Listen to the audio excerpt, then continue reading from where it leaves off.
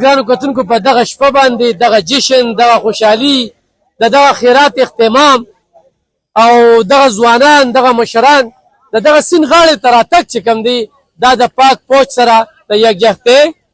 او بیا د هغوی هغه بادري مړانه د هغې ستایلو لپاره دا خلک راغونډ شوي دي.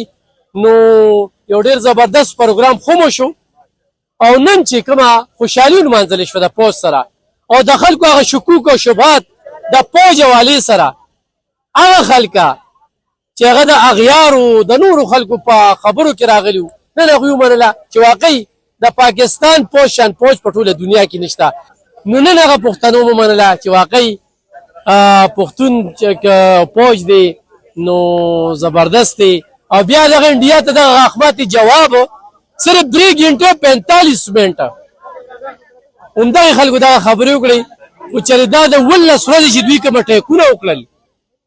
نو خو دوی پکې یو 10 ورځې وکړه ټول انډیا به پته کړې وي دې فوج. ډېر زیات خوشحاله یم ځکه چې موږ په میډیا باندې کتل چې 25 او 7 مئی باندې هندوستان کومه حمله وکړله نو ما انټرنیشنل میډیا هغه موږ کتله کور کولم چې خپله باندې خو موږ دا دعوه کوي زموږ انټلیجنس چې موږ د هندوستان چې نو 15 جزونه راغورځولي دي خو آیا انټرنیشنل میډیا هم د دې تصدیق کوي؟ لږ ساعت پس چې دی نو انټرنیشنل میډیا هم د دې تصدیق وکړو نو زمونږ هغه چې کومه خوشحالي وه چې کومه د زړه زما کومه خوشحالي ده هغه زه بیانولی نه شم چې ډېر زیات خوشحاله وم.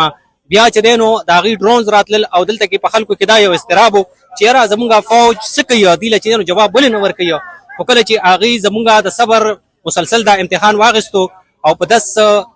مئی باندې هغې چې دی نو سهار 3 بجې چې په پاکستان باندې د میزایلو اټیک وکړو د پاکستان یو څو ایرپورټ یې چې دی نو هغه وویشتله نو د هغې نه بعد زمونږ فوج چې دی نو هغې ته کوم جواب ورکړو نو هغه ټولې دنیا ومنل انټرنیشنل میډیا ومنل CNN ومنل BBC ومنل الجزیره ومنل ټول ومنل چې د پاکستان چې کوم ریپلای وه د پاکستان چې کوم جواب و هغه ډېر بفټینګ ریپلای وه. نن چې څنګه ټول پاکستاني فوج ته خلکو ته عوامو ته پته لګي چې زمونږ کوم ملیټریز پاکستان فوج او پاکستان چې کوم عوامو هغې د انډیا خلاف چې کوم جهاد وکړو نو دا د چا نه پټ پناه نه ده. الحمدلله موږ د خپل پاکستان فوج شانه به شانه ولاړ یو همیشه به ولاړ یو او په هغه خلک کې نه یو چې موږ د پاکستان فوج سره ولې ودرېږو دی دا کوي او دی دا کوي نه. الحمدلله موږ مخکې ولاړ یو پښتانه یو اوس به مو ودرېږو بیا لپاره به ودرېږو انشاءالله. موږ خو وایو شانه به شانه خو زه یم چې پښتون دپاره دا شانه ټکې چې دی نو دا لفظ دا سوټیبل نه دی. زه یم چې دا مخکې ځکه الحمدلله موږ کولی شو موږ عیا یو څنګه چې خلکو ته پته لګي چې موږ پښتانه یو الحمدلله جنګ هم کولی شو جهاد هم کولی شو او خبره باندې پوهېږو په کار باندې پوهېږو. خوشحاله الحمدلله ډېر زیات خوشحاله دا خو ډېره د خوشحالۍ خبره ده چې زمونږ ملک زمونږ فوج پاکستان د دې خطې د ایشیا د 76 سالو یو بدماش چې و چې د هغې په دې ایشیا کې نه صرف پاکستان بلکې ګیر چاپېره د هغې ګاونډي ممالک چې په هغې کې یو خپل چودراهټ قایم کړی و او دا ټول ملکونه چې کوم د هغې همسایه ممالک وو هغه د هغې نه تنګ وو.